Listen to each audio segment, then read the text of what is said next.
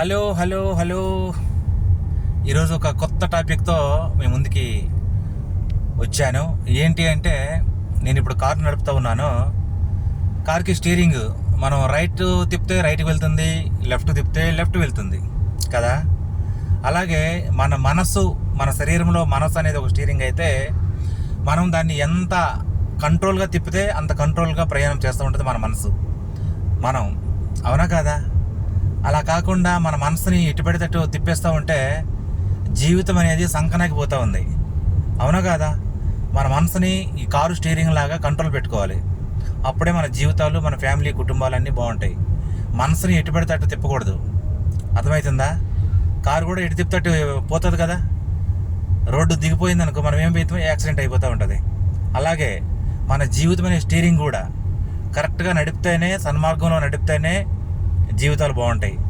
లేదంటే చాలా దారుణం. Okay, thank you.